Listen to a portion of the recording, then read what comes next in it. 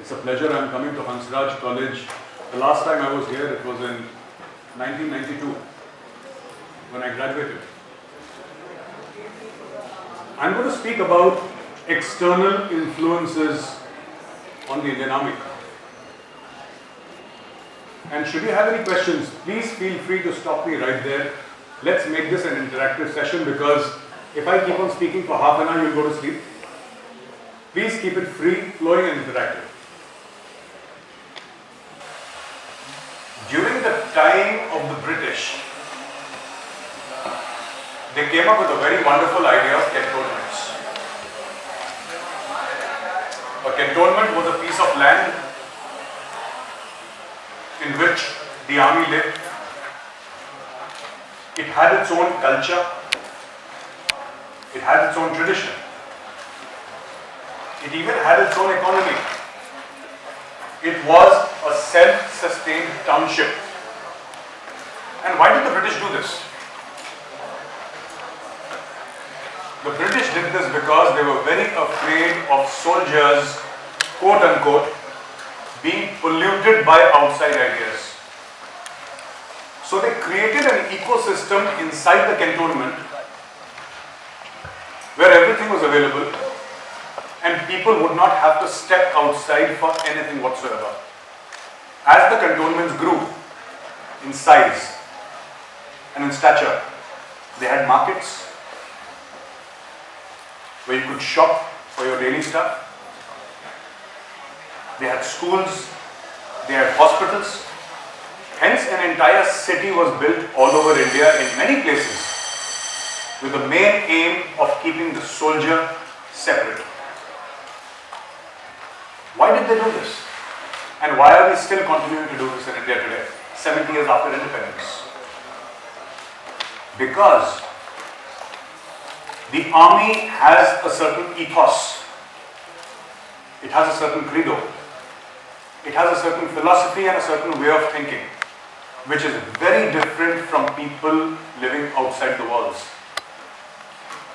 What is the requirement of an army soldier? The requirement is to defend the country from all enemies, foreign and domestic, and to kill the enemies of the country, and if he is unfortunate, be martyred in the cause of defending your nation. This is the only service in the world that comes with unlimited liability. You cannot say that I will not go to war because I am missing my family. You cannot say that I will not attack the enemy because my son is not doing well in class and I need leave to teach him. There is no end to liability when it comes to service in the army. And such people upon whom you call for them to sacrifice their life for the nation, for the regiment, for the Paltan, such people have to be kept separate. Having explained this scenario, let me take you back to what has been happening.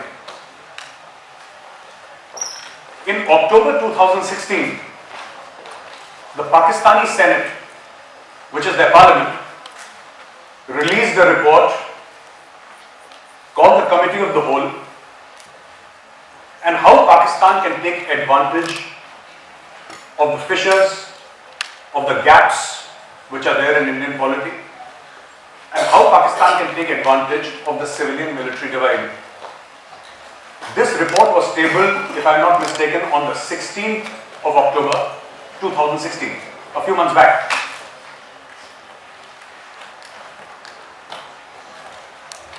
Pakistan put it up on the website, on the Senate's website, and suddenly you had a lot of questions being asked within India relating to the Indian Army. I want to ask the audience here, have you ever seen such politicization of the army before 1 year? Everything stood to scrutiny. We conducted a surgical strike. You're all aware Now, while the report may have come out in October, it was in effect on ground in theory and practice much before. Alright? We conducted the surgical strike. We went across. We killed terrorists. There were some Pakistani army who were trying to protect the terrorists. We killed them too because they were in the way. And we came back without losing one single soldier.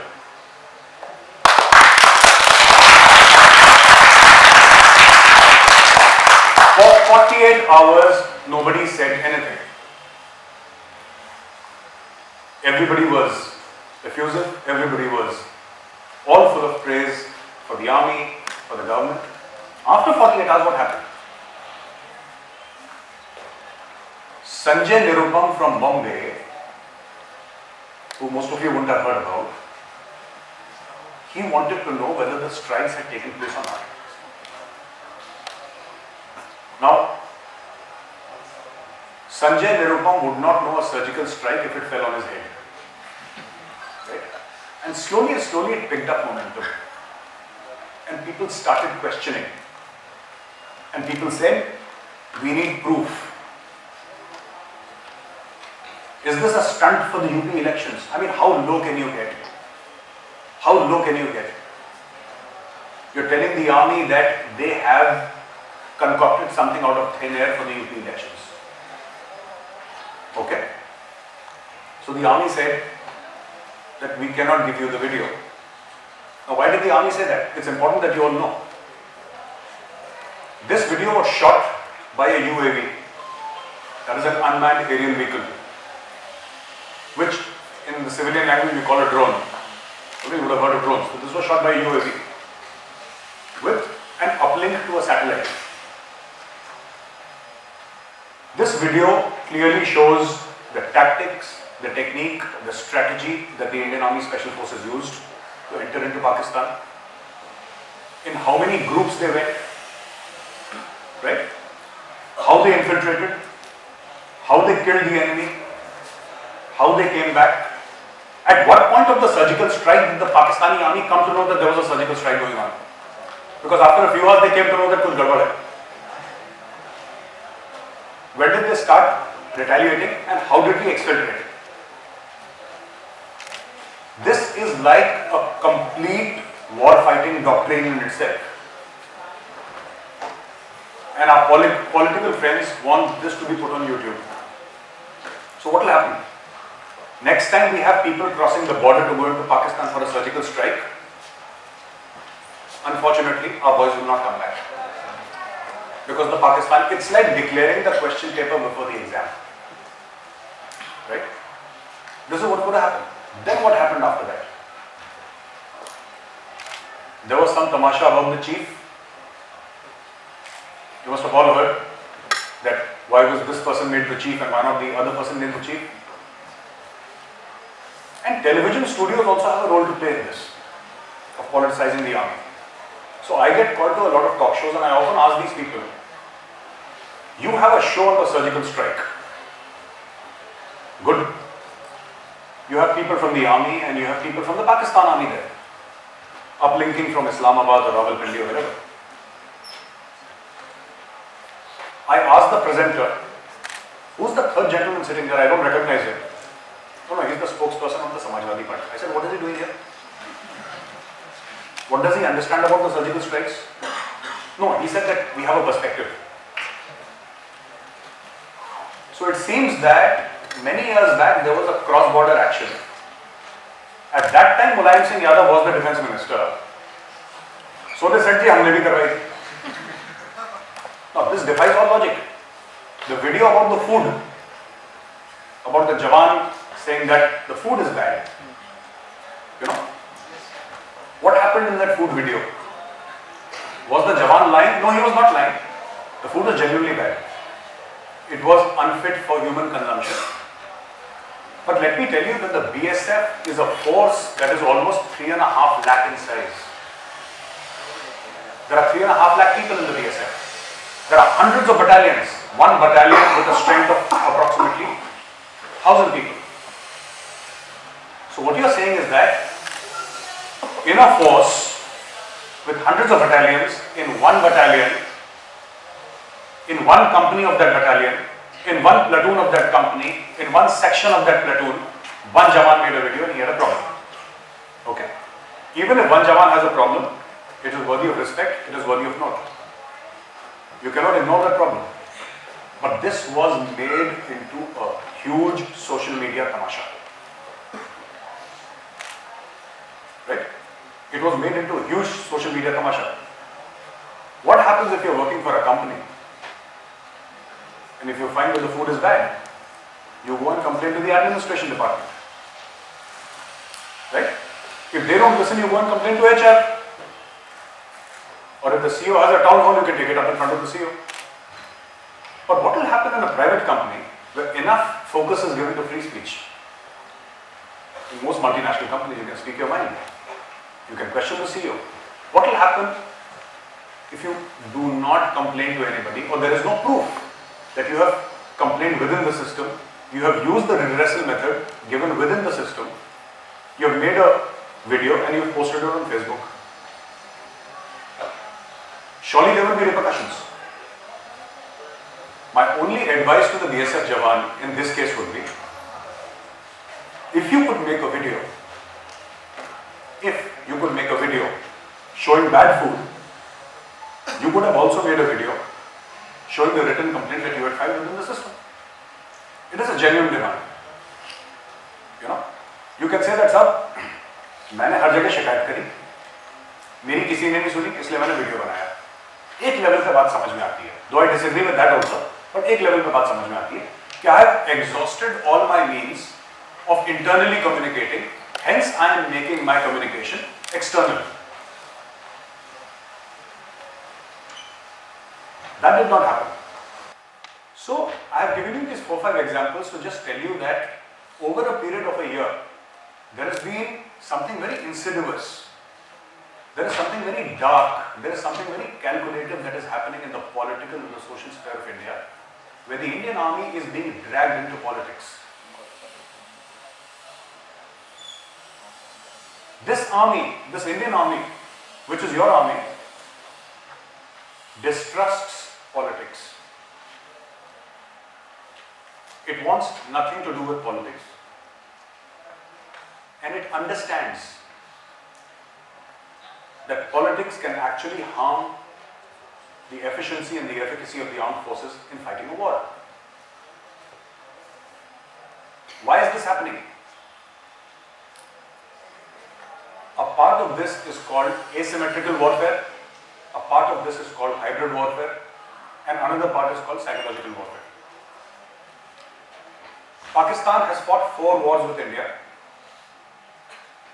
and has been hammered into submission in each and every war.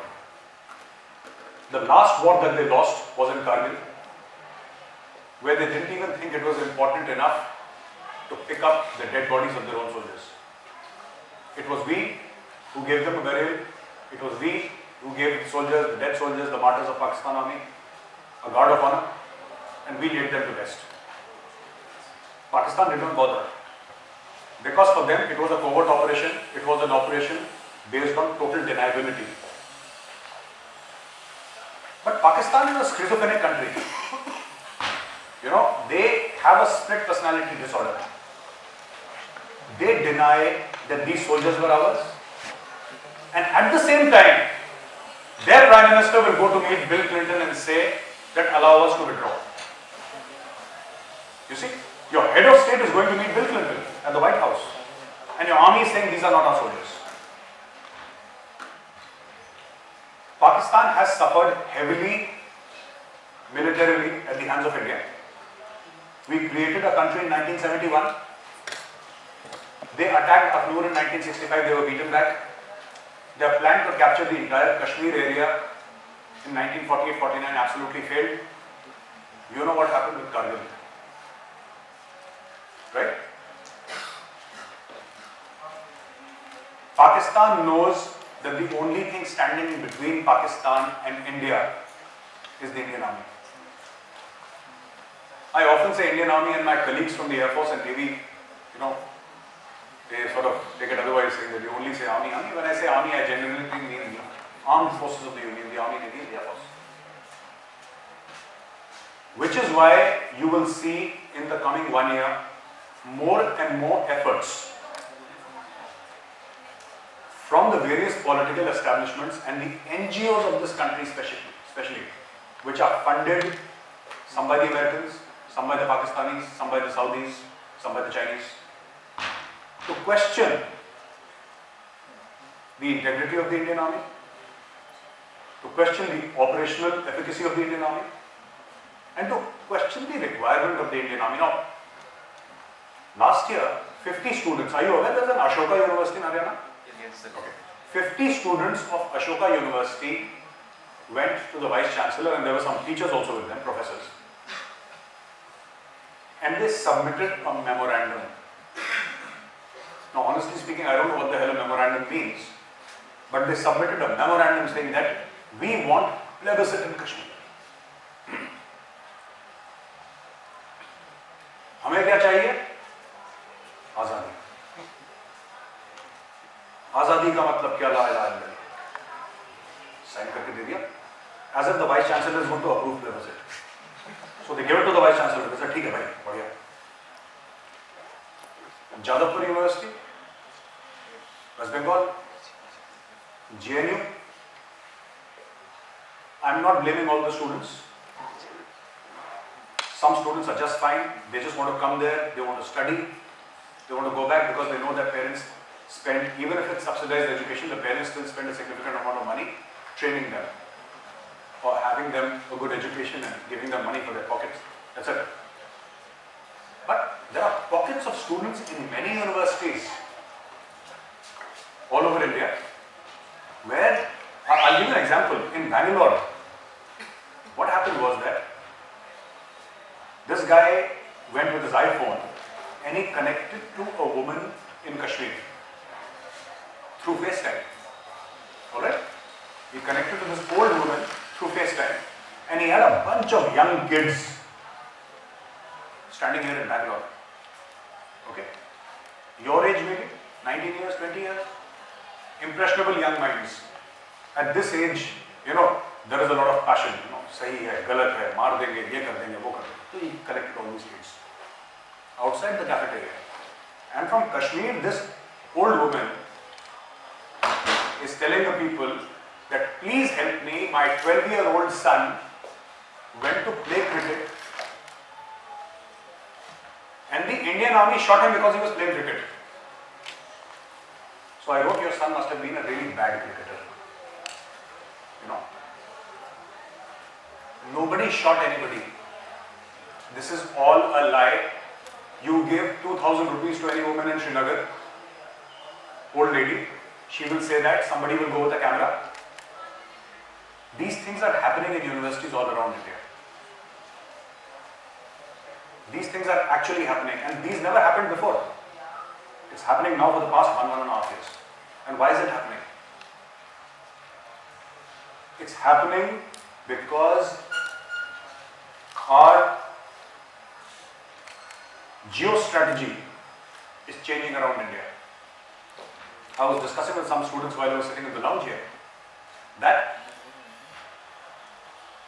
China has a very ambitious and an important project called the China-Pakistan Economic Corridor, and they plan to invest $46 billion US dollars.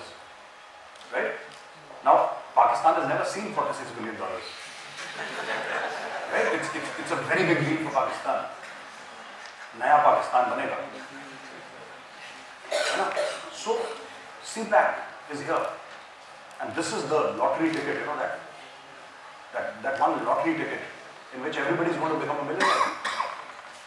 And then, there is the point of Kashmir and how the two are interrelated. So what happens in Kashmir? You feed opium to the Pakistani masses for 70 years, saying that forget about the education of your children, forget about the care of the elderly in your families, forget about everything. You must have Kashmir. Nobody has asked them why you want Kashmir. you must have Kashmir. Because the day you have Kashmir, alright, the roads will automatically be wider. There is going to be water in the tap. There is going to be 24/7 electricity. And your cricket team will defeat India in the World Cup. लेकिन ये तब होगा जब कश्मीर पाकिस्तान में मिलेगा, उसके पहले नहीं हो सकता. So don't ask about growth parameters, don't ask about growth indicators, don't ask about the economy. Don't ask these foolish questions. We are in it for the greater jihad. Right? Now, China is coming up with the China-Pakistan Economic Corridor. I was sharing a statistic half an hour back. The Pakistan Forum for Industries and Commerce, which is like our FICCI,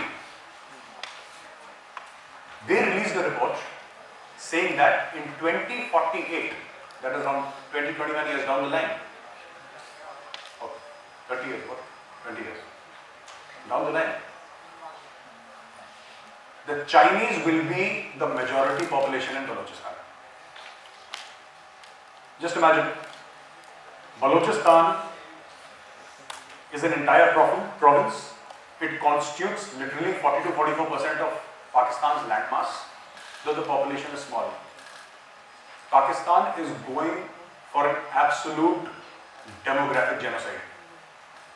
They already use fighter jets and rockets, artillery guns, helicopter gunships, chemical gases against their own people in Pashtunistan and also in Khyber Pakhtunkhwa and in Balochistan. Now what they have said is large parts of Balochistan have been given to the government of China and to Chinese companies. And one thing that China does not lack. What is that one thing that China does not lack? Population. There are enough Chinese in this world that we can forever eat Chinese food till the day we die. There are enough of them. And China is sending workers through the Karakoram ranges by the truckloads every day. As we speak right now, labor colonies full of Chinese is being constructed in Balochistan. Why does that scare India? Because all throughout we were told, that to the east is China and to the west is Pakistan. Now after 20 years, to the east is China and to the west is China. If the majority population is Chinese, then Balochistan is Chinese. Land is just land, right? If tomorrow 3 crore Africans suddenly descend upon Delhi, it becomes an African city.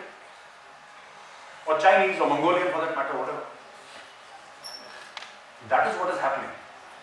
And this is something that all of us must understand because there is a consistent and constant policy from China along with Pakistan to hammer India in. So China will say that Masood Azhar is an NGO worker, he is not a terrorist. Yeah, the Chinese ambassador said that he's into public welfare and social good. Masood Azhar, right? This Pakistani colonel on TV tells me that Hafiz Saeed is nothing, he's just a public speaker. I said, sir, I am a public speaker. Hafiz Saeed is not a public speaker. He said he does not do anything. It's all a figment of the creation of an Indian intelligence mind. So China will stop you getting the NSG membership. And China will keep on boxing you in. We have a good economy, but we have a limited economy. And China will keep taking advantage of this fact along with Pakistan. Somebody wrote a very beautiful article saying that China has 2 mad dogs. One Pakistan and one North Korea. Right? और जब China को खतरा लगता है, China एक कुत्ता छोड़ देता है. अमेरिका से प्रॉब्लम हुई, नॉर्थ कोरिया को छोड़ दिया. North Korea, south Korea. We will bomb Washington. That short guy, that Kim Jong, whatever. Every 2 weeks, he goes on his national TV and says, I am going to bomb Washington. उसकी standard set lines है. New York will vaporize into fog or something like that, he says, in Korean, and then you have this. And when he's speaking, and they're televising it, the anchor is clapping here. Alright, so he has Chinese vaporized all the American cities and all the European cities. So that is for that part of the world. Now for this part of the world, they have Pakistan. Both are inherently unstable regimes. And they are kept unstable. A final word about what is going to happen in the future. And then I will take questions from you. Alright? ये जो हमारा खिता है, ये subcontinent का, the Indian subcontinent, which includes Bangladesh, Nepal, Pakistan, right? This is going to get more and more unstable. Pakistan and China will do 5 things. China will boost up investments in all the countries around us so that we are surrounded by enemies or people who don't care so much for us. Number 1. Pakistan will continue to push in terrorists into India, whether it's winter or summer. Number 3, Pakistan will try and again open the Khalistan card. It's already, all the drug supplies are coming from across the border. They're already doing that. Number 4, problems between Japan, Philippines and China will grow, and they will have an adverse impact on India, because India will be left alone in this region. Japan is far. It's not so close, and geography matters. And number 5, most importantly, every year you will see heating up of the line of control. Every year you're going to see heating up of the line of control. And what is the end game here? The end game is that India should accept the hegemony of the Chinese. India should become a slightly larger and secular version of Pakistan, so that we are always in the begging bowl. And lastly, India should look up to China for any strategic or business requirement that it may have in the foreseeable future. There is a very famous saying, which I would like all of you to remember. Wars are lost in the mind before they are lost on the battlefield. Have you ever got the feeling when two cricket matches, two teams are playing a final of a cricket match and the national anthems are being sung, does something in your heart tell you very strongly that one team is going to lose? Does it happen sometimes? And 99% of the time that team loses. It happens, and it's true, it's scientific. You know, wars and games and matches, they are lost in the mind, because that team, you see from their body language, shoulders drooping, heads bowed, lack of communication within the team, and you know that this is a losing team. इनके बस का नहीं है, ये हार जाएंगे, right? This is what China wants to do. China wants to become the lone superpower of the world. I don't know what is going to happen to America with Trump coming in, because sometimes he says something, sometimes he says the other thing. But you know, all said and done, we have difficult times ahead, at least for 3 to 5 years. And what you can do as citizens of the country, and I request you from this platform, and I wish to tell you that the armed forces of India have never let the country down. I end my talk with something that I am very fond of repeating at every public place that I go and talk that I do. And I want you to remember it, and more than remember it, I want you to believe it. It's very important that you believe it, right? And I repeat it everywhere, and I'll say it standing on this stage at Hansraj College, Delhi. The Indian Army is not just a powerful army. The Indian Army is a moral army. We are not strong because we have weapons.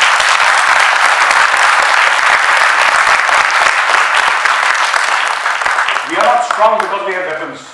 We are strong because we are right. Jai Hind.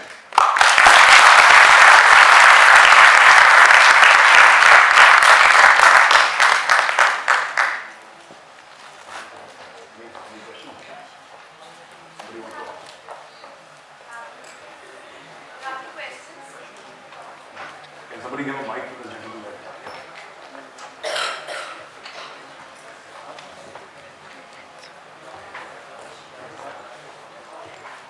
So this is Hansraj from JUGNUCRAFT. My question to you would be, as you talked about politicization of army. Yes. So in today's generation, we have these Facebook warriors. A guy who has never held a gun, but he'll still go on and criticize the army. Yes. Recently, a video was released in which few cadets were getting corporal punishment, and these guys, many of them who are from my college, were also going like, army should do this, army should do that. And this is a 19-year-old guy who has never ever held a gun. So as a man who has served in the army for 10-15 years, what is your advice to that person? It is important that we have perspective and we know the background. Corporal punishment is banned in the army. You so much as slightly slap another guy, the army will hang you by your toenails. Okay? It is important to ask, are you talking about the video where they were caning that guy? Yeah. Okay. So that happened in one of the regimental centers of the army. Okay? And that was a 2-3-year-old video. Those people have been caught, they have been punished in the strictest sense of the term. And army punishments are not light, and there is no written warning and all in the army. So when they punish, it's like you feel the punishment nice and proper. And after, so, you know, an institution that is hundreds of years old, an institution that has given so many Paramveer Chakras, it has held up, it has upheld the honor and integrity of this country time and again. Kitne shaheed diye hain is desh ko. Let's not discredit an organization because you get one video about food or one video about corporal punishment. 13.5 lakh की फौज है. एक तो bad apples निकल जाएंगे.